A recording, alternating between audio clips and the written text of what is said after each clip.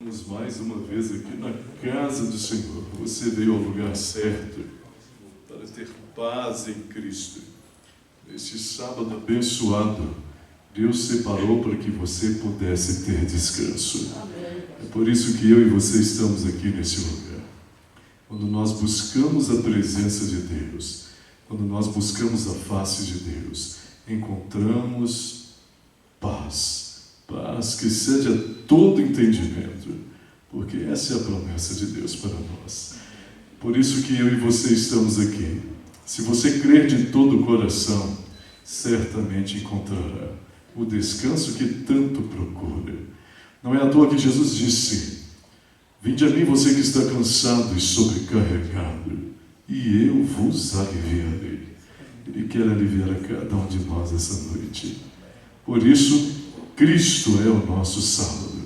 Ele é o seu sábado, o meu sábado.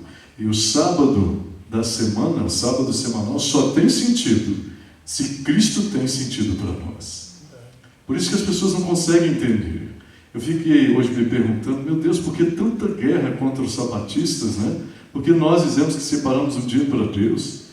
Ora, se separamos um dia para Deus, não trabalhamos ou fazemos qualquer outra empreitada, é porque reconhecemos que Deus é o nosso Senhor. As pessoas que tanto nos questionam não separam sequer um dia da semana, por mais que defendam algum. Não separam para Deus. Eu não conheço particularmente ninguém, pode ser que exista, por favor, né? Alguém que diga que o domingo é um dia de descanso e que de fato separe o domingo para descanso. Vocês conhecem alguém assim? Vão para a igreja, mas depois vivem a sua rotina na mesma normalidade de sempre. Nós não. Nós viemos buscar a presença de Deus, porque sabemos que Ele sacia a nossa fome e sacia a nossa sede. Hoje Ele vem saciar a sua fome e a sua sede, se você der a Ele essa oportunidade. Eu quero convidá-lo hoje a abrir a palavra do Senhor em Lucas, o capítulo 18.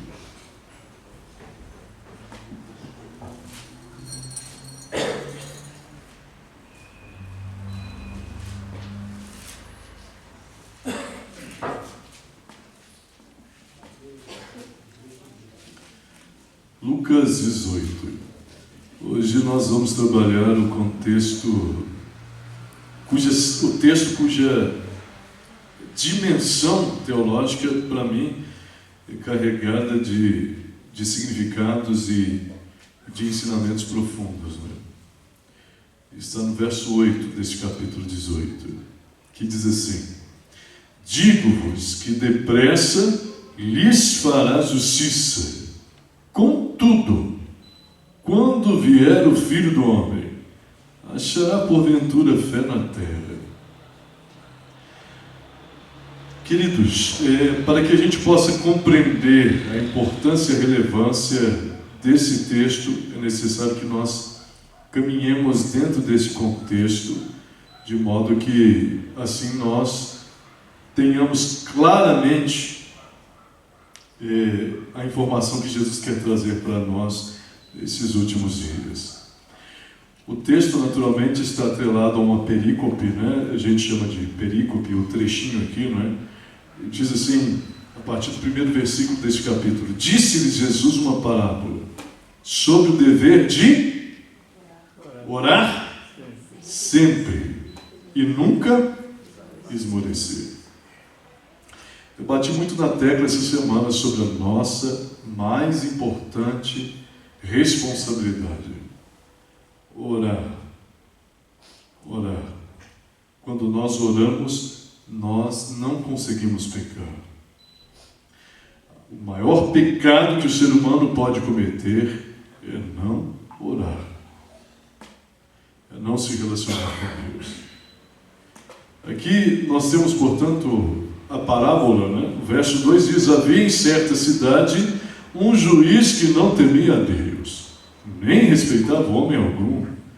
Havia também naquela mesma cidade uma viúva, e vinha ter com ele dizendo: julga minha causa contra o meu adversário. Ele por algum tempo não a quis atender, mas depois disse consigo: bem que eu não temo a Deus, nem respeito a homem algum. Todavia, como essa viúva me importuna, julgarei a sua causa, para não suceder que por fim venha molestar.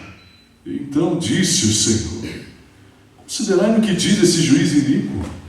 Não fará Deus justiça aos seus escolhidos, que a Ele clama dia e noite, embora pareça demorado em defendê-los? Digo-vos que depressa lhes fará justiça. Contudo, quando vier o Filho do Homem, achará porventura fé na terra? Então, algumas lições nós podemos aprender a partir desse texto.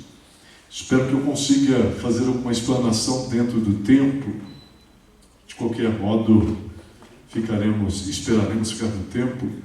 Mas aqui, a primeira coisa que a gente precisa entender, atrelada a essa parábola, é que parece que Lucas, e de fato essa é a minha interpretação, não é? Cada um dos evangelistas, além de trazer a narrativa da obra de Cristo, carrega também uma teologia no seu ensinamento. Por inspiração divina, aprova a vontade de Deus de que cada discípulo que teve a responsabilidade de trazer um caráter inspiracional à realidade da vida de Jesus, também carrega o ensinamento do próprio Cristo. A palavra que se destaca nesse verso 8 é a palavra fé. Existe um questionamento. Quando, porém, vier o Filho do Homem, achará fé na terra? O que é fé? Tivemos a oportunidade de fazer algum comentário na nossa primeira mensagem aqui nessa igreja durante essa semana. E abordamos um pouco sobre esse aspecto da fé, mas permitam-me divagar um pouco mais sobre esse termo, até porque ele é fundamental e imprescindível nesse contexto. Se você vir aqui comigo, me acompanhar, no capítulo 17, aqui também temos algumas nuances daquilo que envolve a fé nesse contexto. Diz o verso 1 do capítulo 17, Jesus disse a seus discípulos: é inevitável que venham os escândalos, mas ai do homem pelo qual ele vem. Jesus fala sobre discipulado. O que é ser discípulo? Há um chamado aqui para vivermos o discipulado segundo o propósito divino.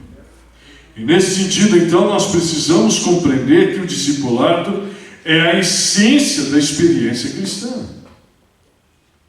Aqui, portanto, há uma ênfase que implica o falso testemunho. Porque se você não vive o discipulado tal como se espera do discipulado bíblico, você está vivendo uma mentira. E mais, o texto diz: não tomarás o nome do Senhor teu Deus em vão. Se você não vive o discipulado, você não vive o Cristo. Portanto, o nome de Cristo está sendo desonrado. E se está sendo desonrado, o nome de Deus está sendo definitivamente tomado em vão. Queridos, o que nós precisamos compreender aqui é de que existe uma responsabilidade tamanha sobre os nossos ombros. E Deus requer de nós que tomemos definitivamente uma postura nessa experiência que envolve discipulado. Aqui ele diz que existe um escândalo. E olha interessante que Jesus diz aqui: melhor fora que se lhe pendurasse ao pescoço uma pedra de moinho e fosse atirado no mar do que fazer tropeçar um desse pequenino. É melhor que o camarada se mate do que ele tentar ou escandalizar alguém. Vocês conseguem compreender a dimensão do discipulado aqui? O preço do discipulado, do que representa o discipulado bíblico.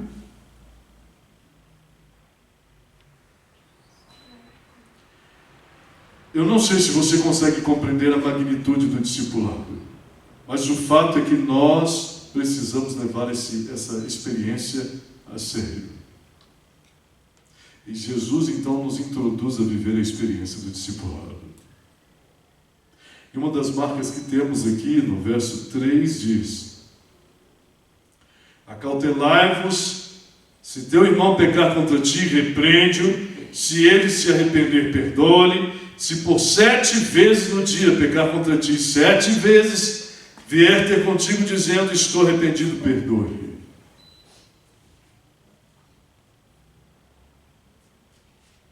Perdoe. O que é perdão? Perdão não é sentimento. Perdão é eu desistir do direito de magoar alguém, caso alguém me magoe. Perdão é um ato que envolve uma ação decisória. Tem corrido alguns dias pela internet um pedido de perdão de Guilherme de Pádua, diante de alguns comentários feitos no documentário pela mãe da Daniela Pérez, e se questiona a legitimidade desse pedido. É difícil olharmos para o Guilherme de Pádua e não nos lembrarmos daquele fatídico dia em que aquela jovem atriz perdeu a sua vida numa ação tão cruel, num crime considerado tão hediondo, que envolveu a participação daquele homem e de sua ex-mulher. É difícil muitas vezes nós entendermos que Deus pode mudar uma vida, não é? Olharmos para uma pessoa, talvez fato, não é exemplar, quando nós, lendo o texto bíblico, nos reportamos a alguma personagem e vamos dizer quem foi Maria Madalena. A Maria Madalena é aquela que foi prostituta. A gente tende sempre a lembrar da vida pregressa do dito cujo, não é? Quem foi Raabe? Quem foi Caim? Não é? Quem foi Davi? E a gente vai carregando, não é, a ficha criminal do pecador, do indivíduo, do dito cujo, do meliante. Queridos, eu não sei da sinceridade daquele homem, mas eu quero acreditar nela. Eu quero acreditar de que Deus é capaz de transformar uma vida. Porque eu já vi tantas vidas transformadas em nosso meio. Certa vez um jovem rapaz, recém-convertido, tive que fazer uma visita, seu coração consternado, uma revolta absurda, eu tentando entender o dilema de seu coração, de sua vida pregressa, e ele foi desabafando, ele foi dizendo, pastor, eu não consigo me perdoar, eu sou culpado de um crime, eu matei uma pessoa.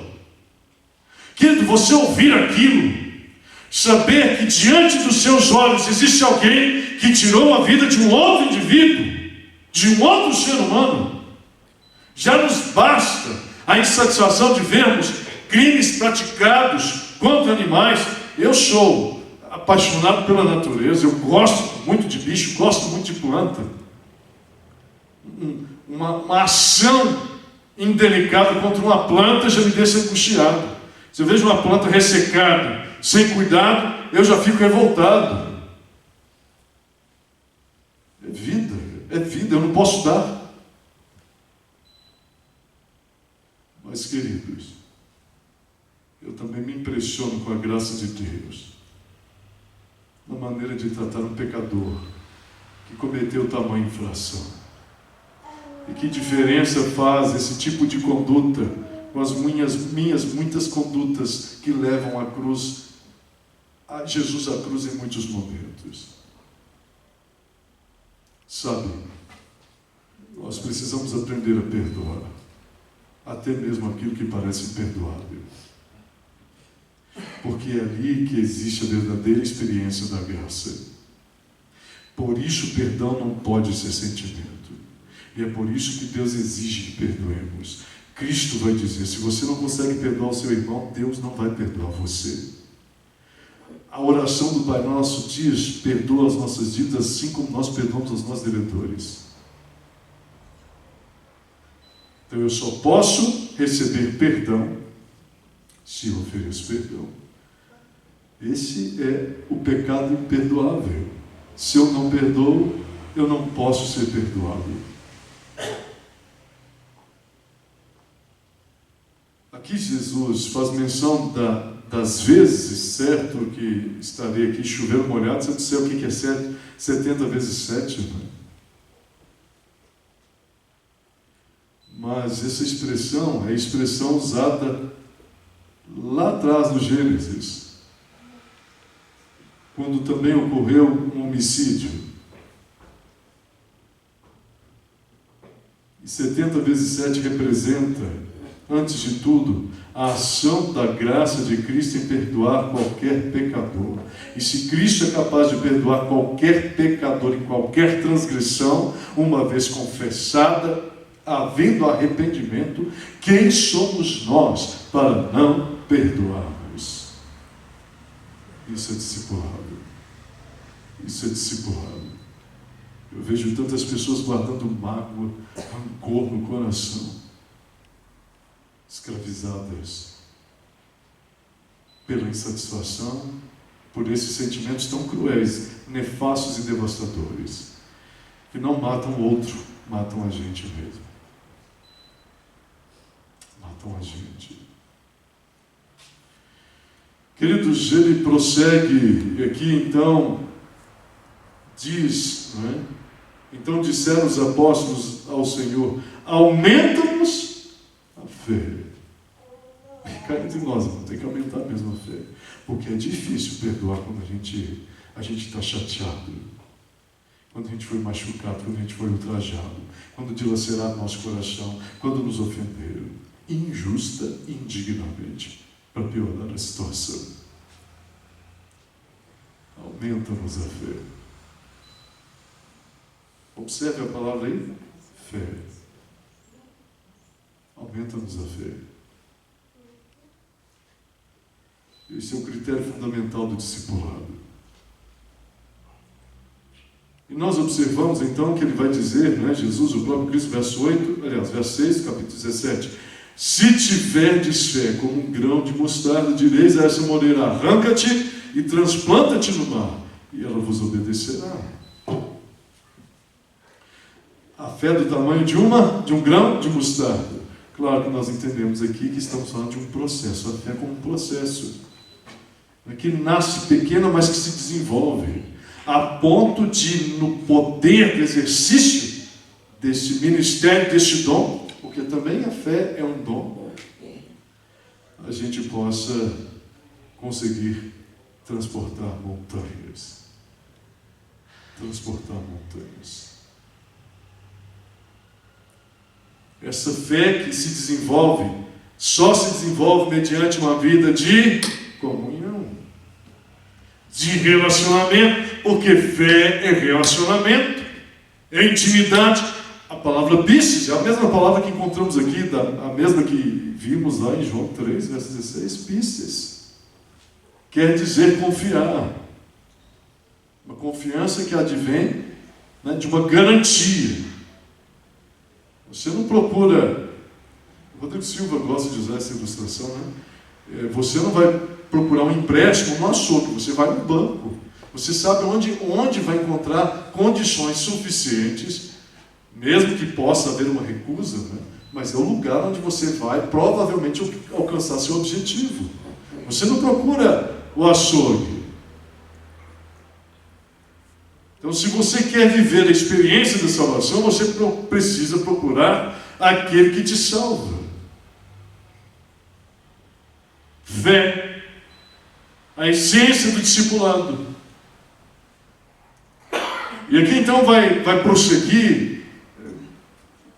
O tempo não nos permite avançarmos muito em todos os detalhes, mas observe que aqui no verso 11, agora nós temos um milagre sendo realizado na vida de quantos leprosos? 2. Quantos? 10 leprosos. 10 leprosos. desses 10 leprosos,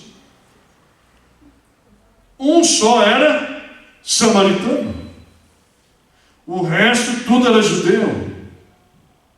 Diz o texto que todos eles foram curados. Mas só um voltou para agradecer a 10ª parte, o dízimo. Claro que eu estou aqui fazendo uma aplicação, né, queridos? Mas parece bem atraente, né? E a 10ª parte que vem para agradecer também se oferece, é uma oferta. E não é advinda de judeus. É um samaritano.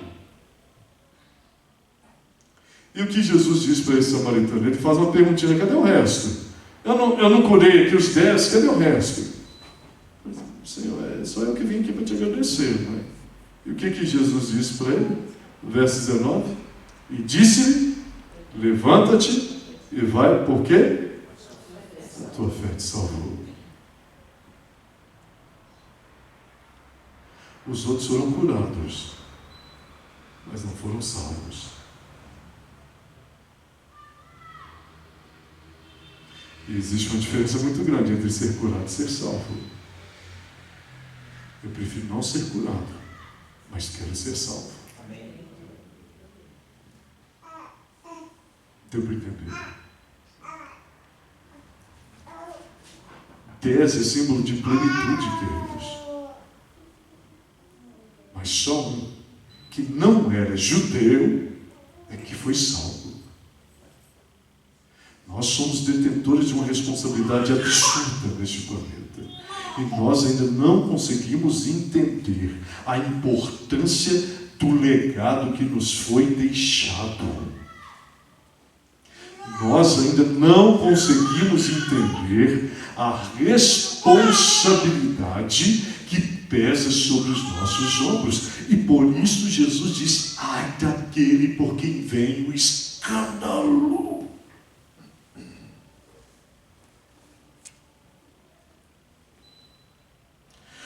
Porque aquele que há muito dado, muito lhe será cobrado.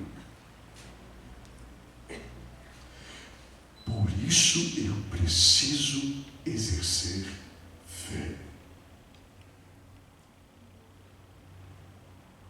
O texto prossegue e observe que ele vai se desdobrando, se desencadeando, se desembocando na negativa por parte dos próprios judeus em não reconhecer o reino de Deus em Cristo.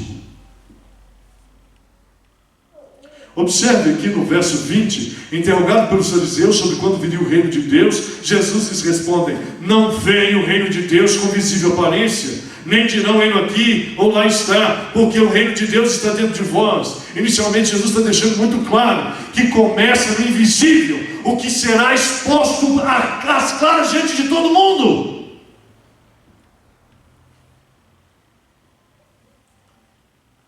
Aquela relação que você estabeleceu é que definirá a sua redenção, visível diante de todos os olhos humanos.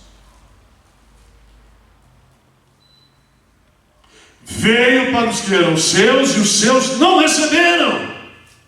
Que tragédia! Que tragédia! E vai dizendo a seguir: dirigiu-se aos discípulos: virá o tempo em que desejareis ver um dos dias o Filho do Homem. Quando, porém, vier o Filho do Homem, achará fé na terra? E que então diz: e vos dirão, ele aqui ou lá está, não vades nem os sigais, porque assim como o relâmpago fuzilando brilha uma outra extremidade no céu, assim será no seu dia o Filho do Homem.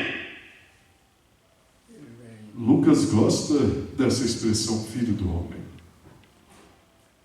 Quem é o Filho do Homem? mas importa que ele padeça muitas coisas e seja rejeitado por essa geração. Assim como foi nos dias de Noé, será também nos dias do Filho do Homem.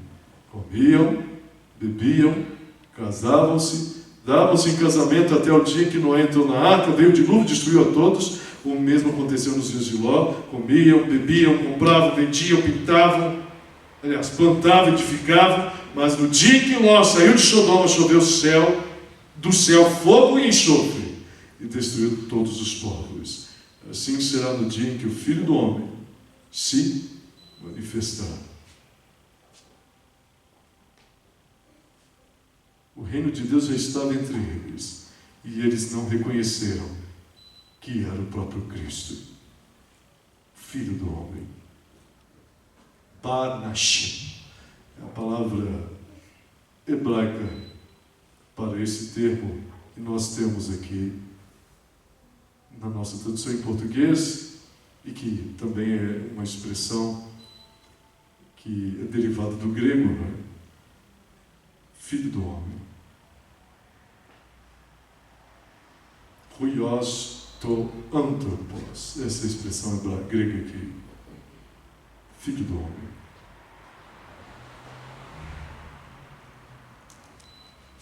Aí aparece o capítulo 18 e a parábola. Eu acho que já dá para desenhar o que o texto está querendo nos ensinar. Qual é a condição? Fé. O discipulado nos remete à fé. Sem fé é impossível agradar a Deus. Aí temos a pergunta: quando, porém, vier o Filho do Homem, achará fé na terra? Eu ainda vou precisar de uma ampliação do texto para eu chegar onde eu preciso nessa perícope. Você agora vai no verso 9 do capítulo 18, e agora nós vemos aqui a parábola, né, do fariseu e do publicano. E aí nós temos um dito cujo que bate no peito. Na sinagoga se exalta diante de Deus, começa a dizer, não é, sobre sua reputação, não é? Começa a se orgulhar, está aí no verso 11, não é? Ó Deus, graças te dou, porque eu não sou como os demais homens, os demais homens, Senhor. Roubadores, não é? Está aí dizendo, injustos, adúlteros, nem ainda como esse publicano, porque eu jejuo 2 vezes por semana, dou o dízimo de tudo que ganho. Deixa eu dizer uma coisa: Deus não tem interesse no teu dízimo, até porque ele não é teu, nem na tua oferta. Deus tem interesse no coração que está por trás do dízimo e da oferta.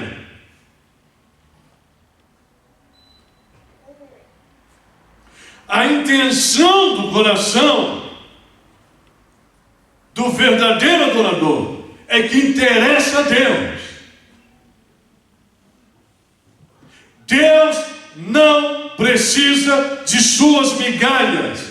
Deus quer o seu coração, a sua vida no altar dele.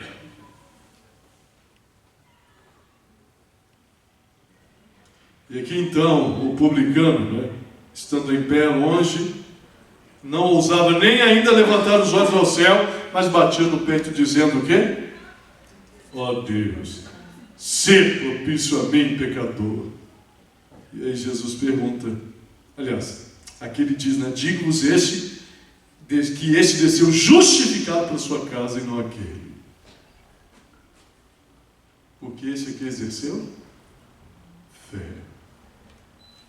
Ele exerceu fé, porque o justo viverá pela fé. A tua fé te salvou. E aí nós encontramos um momento áureo, de onde se extrai o perfeito louvor. Existe um louvor perfeito na face da terra. Jesus vai dizer, perfeito louvor na face da terra brota de um coração infantil. Brota de um coração infantil. E aí ele vai abençoar as crianças. Só que, quando Jesus estava ali, as crianças eram impedidas de serem acessadas por Jesus. E quem impedia das crianças serem acessadas por Jesus? Os membros da igreja, os discípulos, aqueles que estão mais perto dos céus, são rejeitados pelos homens. As nossas criancinhas precisam ser definitivamente as mais bem cuidadas na nossa igreja.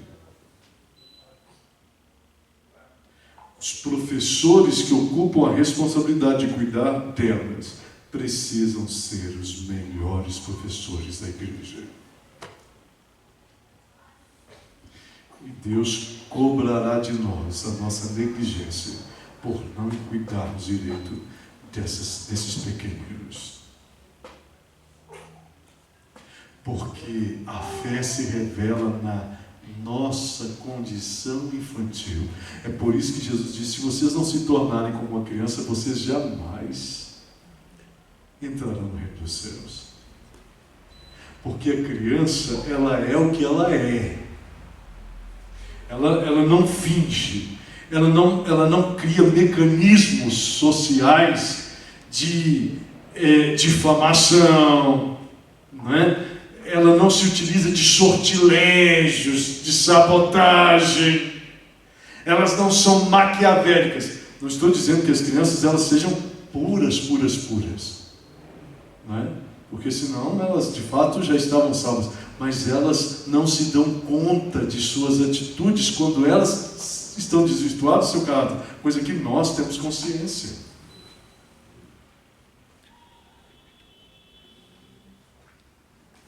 E é esse o padrão que Jesus espera de nós, o padrão de dependência. A criança depende, ela depende o tempo todo. Nós não, nós somos autossuficientes. Da minha vida cuido eu, do meu nariz cuido eu não quero que ninguém se intrometa na minha vida. Não é? E essa presunção, esse sentimento de onipotência é que está tirando a gente do céu, que dificulta da gente contribuir para a causa de Deus, de viver a missão de Deus, a pregação do Evangelho. Queridos, nós estamos tão negligentes com relação a essas exigências divinas. Estamos tão atabalhoados com as atividades do cotidiano que nos levarão para o inferno, e esquecendo da nossa maior missão, que é pregar o Evangelho. Não existe maior missão dada a nós senão pregar o Evangelho. Nós precisamos pregar o Evangelho. Essa é a maior missão da igreja, é a maior missão que Deus otorgou ao ser humano. Nenhuma outra, você pode me dizer qualquer uma, nenhuma outra superior a essa. Nós temos sido negligentes. E agora aparece aí, posteriormente, o jovem rico, não é? Que sai decepcionado da conversa com Jesus. Ele fica extasiado, ele vê Jesus se comportando com as crianças, que ele fica encantado. E aí ele vai perguntar para Jesus, não é? Jesus, e aí? Né? Ele diz: bom mestre, né? Que farei para herdar a vida eterna? E aí Jesus vai dizer: por que me chamas bom? Ninguém é bom senão um que é Deus. Ou seja, você está me reconhecendo quem eu sou? Por que você está me chamando de bom? Será que realmente você vai me aceitar? E aí ele diz: você sabe os mandamentos: não adultere, não mata, não furte, não dirás falso testemunho, honra teu pai e tua mãe. Replicou-lhe: tudo isso tenho observado desde a minha juventude. Ouvindo Jesus disse: uma coisa ainda te falta. Se a gente não está conseguindo nem dizimar, nem ofertar. Ainda mais vender tudo e dar para os pobres.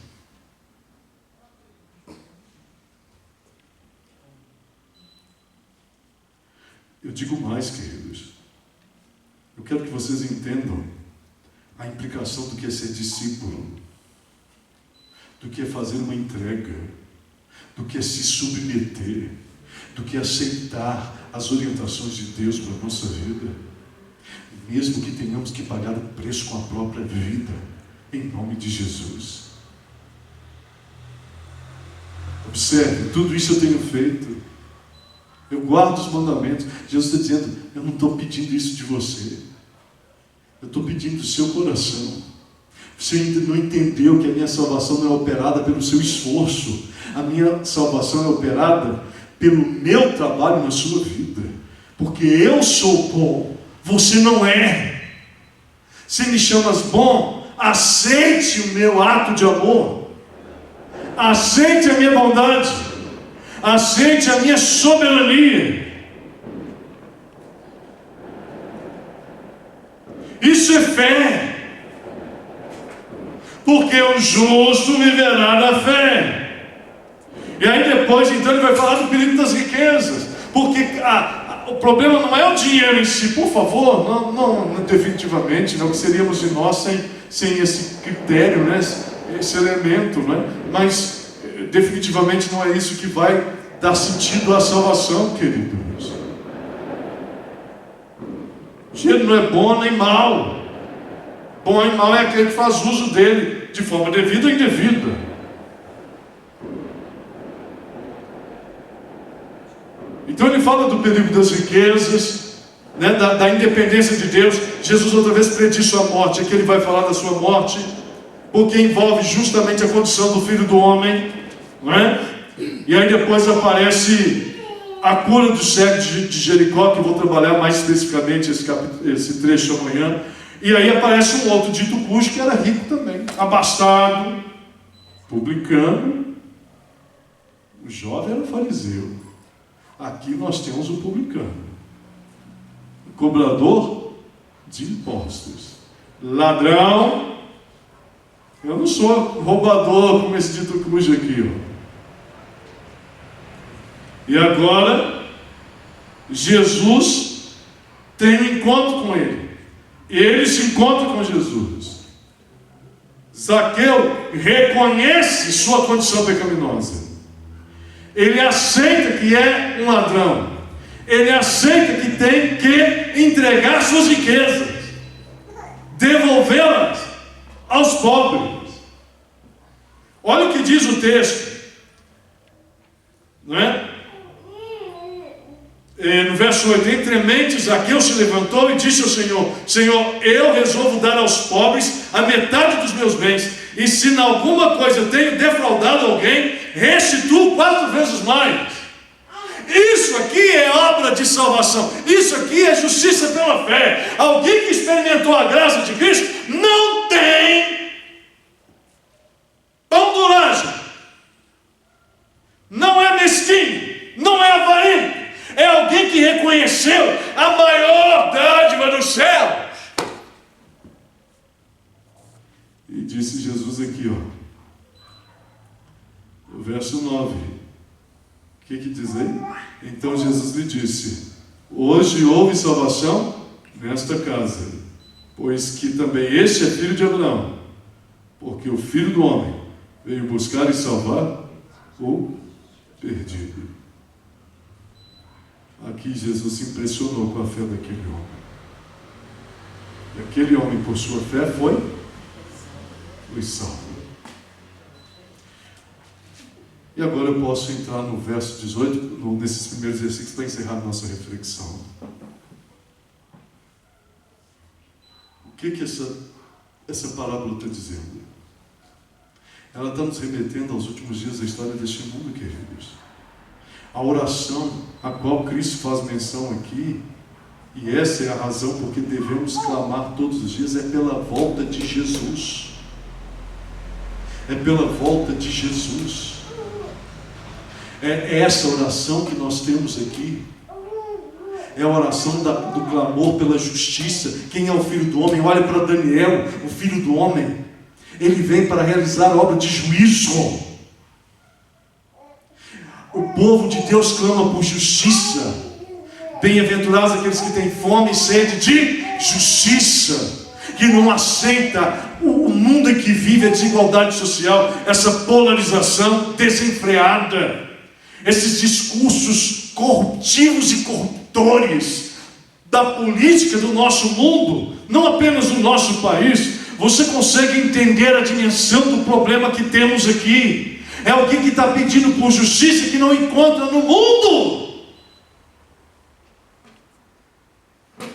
Quando Jesus, o justo juiz, vier em glória e majestade, encerrado o trabalho no santuário celestial de intercessão, continue o justo praticando a justiça e o ímpio praticando a impiedade. Quando vier o juiz, ele encontrará aqueles que confiam na sua intercessão, na sua obra de expiação, confiam na sua obra de redenção.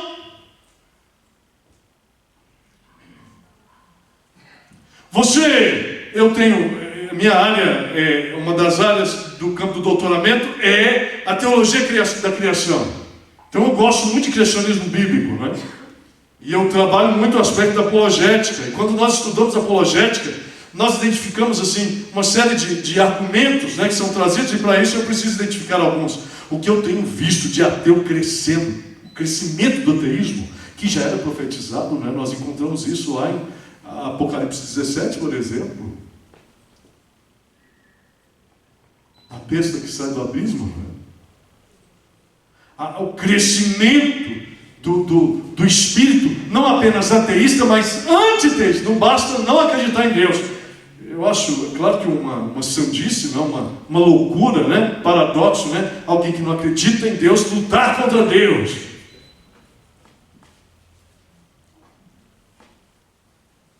Meus queridos, pior ateísmo é o ateísmo cristão. É o cristianismo genérico que muitos estão vivendo dentro da igreja. O cristianismo vendido nas prateleiras do mercado da fé.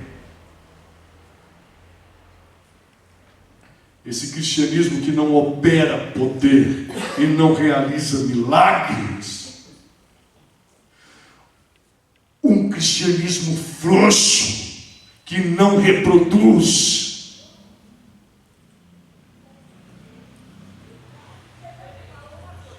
Quando, porém, vier o Filho do Homem, ele vai encontrar pessoas que confiam nele.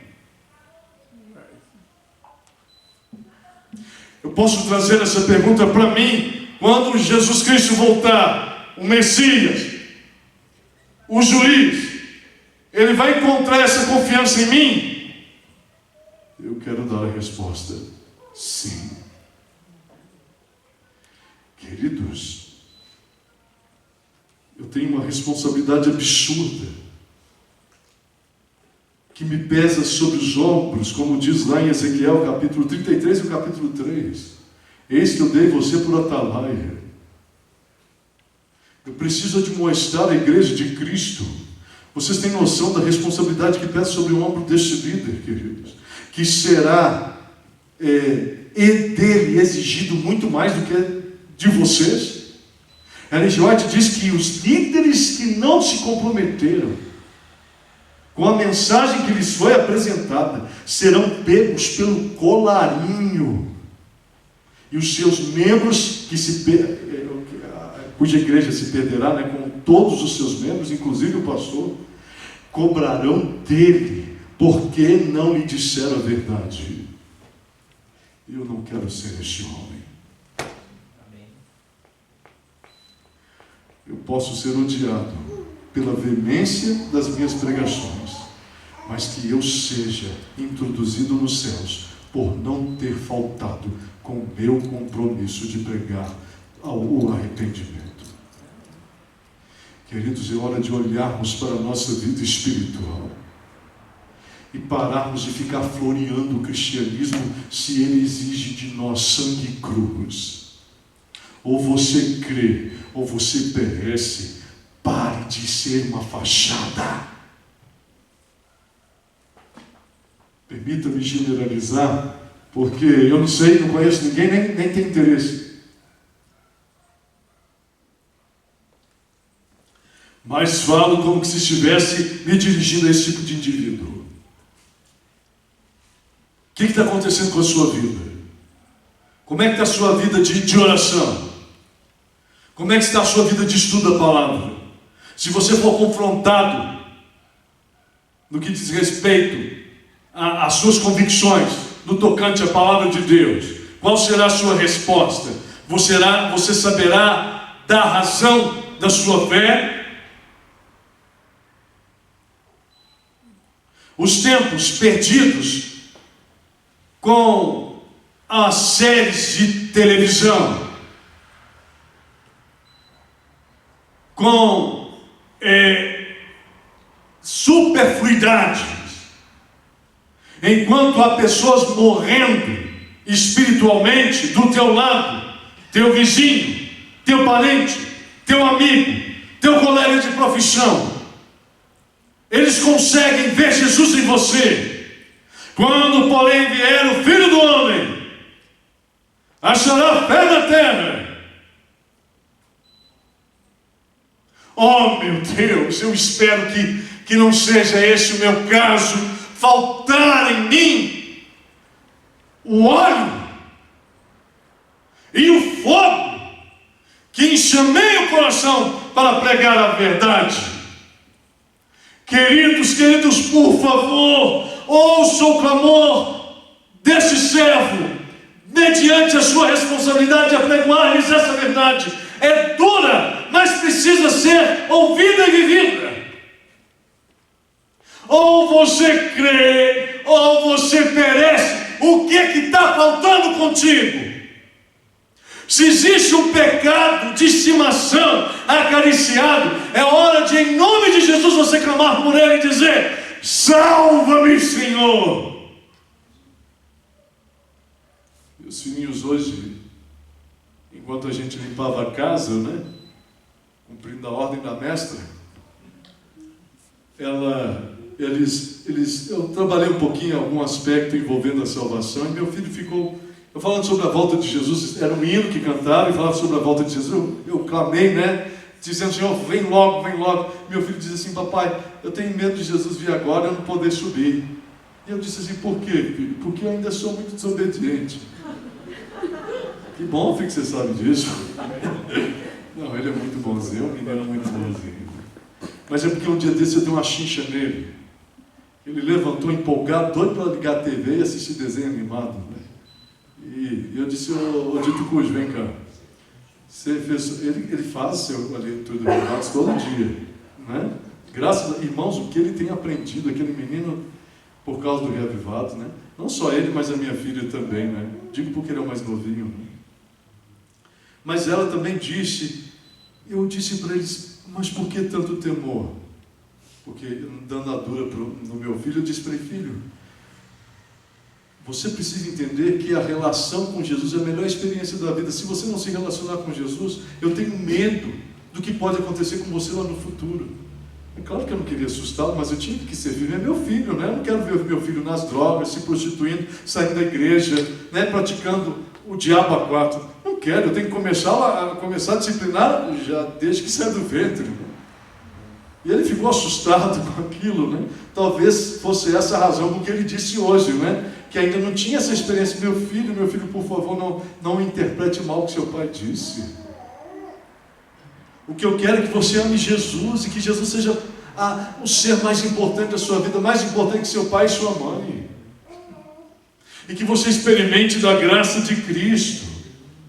Meu filho, você só precisa ter certeza de uma coisa: do quanto Deus ama você e do quanto você, mesmo imaturo, pequeno, está disposto a amar Jesus. Jesus não vai deixar você aqui, porque Ele ama você. Você acha que Jesus vai te deixar aqui? A única razão porque você não vai para o céu é se você não quiser. Então entenda de uma vez por todas o que é graça. O que é entregar-se e lançar-se nos braços de Jesus, sentir o acolhimento dEle, o aquecimento de seu amor na sua vida. A minha filha ouvindo aquilo, então papai, é isso que eu quero. Queridos, por favor. O que ainda nos falta? O que nos falta? Me diga o que nos falta. Eu tenho clamado, pedido à minha igreja, vamos pregar o evangelho, vamos anunciar a volta de... Por que, miserável, você ainda está doido com esse mundo? O que está te prendendo aqui, meu irmão? Se ele não for o primeiro em seu coração, esta deve ser nossa maior prioridade. Glória. Buscai primeiro o reino de Deus e a sua justiça. Pai, mãe, sua família precisa ir para o céu. Por favor, entregue sua família no altar de Deus. Do que adianta você ganhar o mundo inteiro e perder a sua alma?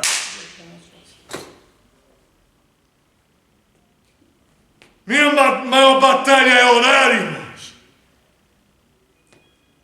É o que eu falei com meus filhos. O que seria de mim sem o meu Deus? Vai ser mais um sermão, vai ser mais uma semana. Ah, foi legal, foi gostoso ouvir tudo isso. E vai continuar, com todo respeito, com esse seu traseirinho no banco, sentado, de braços cruzados, enquanto almas perecem de fome espiritual. Nós não pregamos o evangelho para salvar pessoas, porque Deus não precisa de nós para salvar pessoas. Nós pregamos o evangelho para que nós sejamos salvos. Glória a Deus. Você consegue entender isso? É para que nós deixemos de ser egoístas e aprendamos a amar como Jesus ama. Então, meu querido, eu imploro em nome de Jesus, toma uma decisão na tua vida. Qual é a barreira? Qual é o empecilho? Pastor, eu tenho esse pecado. Eu não quero saber que pecado é, irmão, porque já basta o meu e que me incomoda. E que eu falo com Deus, eu não aceito, Senhor. Não aceito. Eu costumo brincar, né? O santo aqui não é do pau oco, mas é de barro, irmãos. Ele quebra, ele é frágil, tem lutas, tem batalhas. Tem que monitorar os seus olhos para não pecar diante da televisão, diante da internet, diante de um celular. Tem que proteger os ouvidos para não ouvir aquilo que macula o caráter de Cristo na vida desse homem. Policiar o seu vocabulário. Monitorar os pés. Me lembrei quando era pequeno, né? Até hoje tem a musiquinha, né? Cuidado, olhinho que vê, né? Cuidado, mãozinha no que toca. O Salvador do céu está olhando para você. Esse tempo todo eu tenho que fazer isso. Então eu sei bem o que é ser pecador. Não precisa me contar o que é ser pecador, porque eu sei o que é. Mas já diz que cristianismo é como um mendigo que diz para outro mendigo onde encontrou o alimento. Então, meu querido, minha querida, Eu sei que as palavras são fortes e contundentes, movidas de paixão, mas eu quero te ver no céu. Eu falo com Deus, Senhor, nem que seja rastejando, me puxa assim pelo cabelo, mas me leva para o céu, porque nessa desgraça de mundo eu não quero ficar. Eu não quero ver, eu não quero dar gostinho pro diabo. Eu vou rastejando, Senhor, mas eu quero ir. Quem quer ir comigo? Eu quero, irmãos, eu quero. Um mundo terrível, irmãos. Mais uma cena trágica de uma garotinha de 11 anos, também vítima de um abuso. Entende, queridos? Eu não sei o que será do futuro dos meus filhos nesse mundo. Já estou cansado da minha realidade, imagina a realidade deles lá na frente.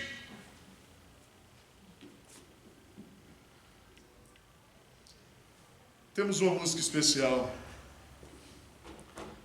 Eu quero aqui fazer esse apelo para você. Vou dizer amanhã, mas hoje, daqui a pouco, nós estaremos aqui de novo. Nem sei se eu vou estar. Espero estar. Mas não espere o amanhã chegar para você tomar uma decisão, porque Jesus disse que é hoje um momento sobremodo oportuno. Ele diz, mas agora é o dia da tua salvação. Então, por favor, é hora de reavermos com Deus, de experimentarmos um verdadeiro reavivamento, pedirmos pelo derramamento do Espírito Santo, a chuva serôdia. Por favor, deixa Deus ser Deus na tua vida, em nome de Jesus. Essa música ela é bastante conhecida, então aqueles que souberem podem cantar comigo.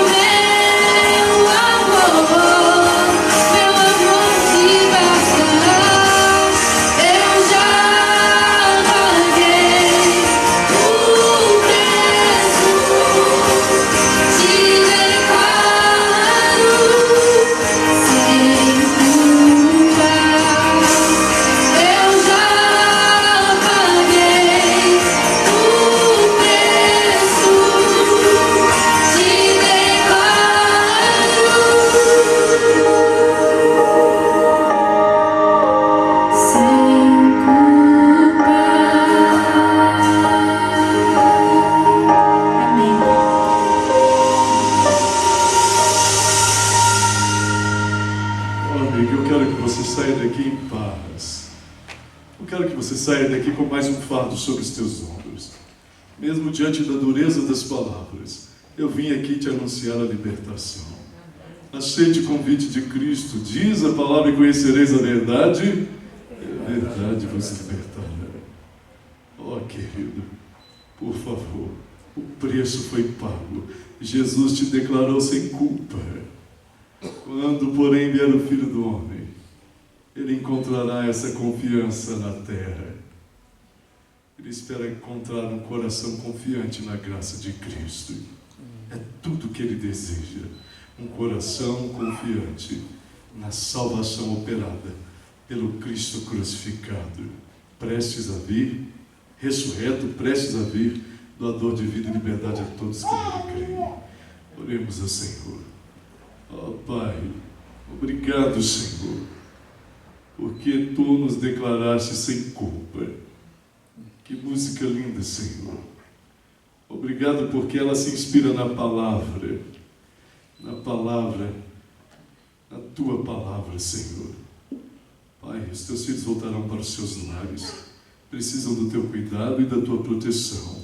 Blinda-os, ó Deus, livra-os do mal, que eles sejam salvaguardados da Tua presença, que possam irradiar a Tua glória junto de seus familiares, junto de seus vizinhos, junto das pessoas que amam e daquelas que não os amam, Deus, mas que eles possam ser impactados pelo Evangelho. Nos despeça com essa certeza hoje, Deus, em nome de Jesus. Amém.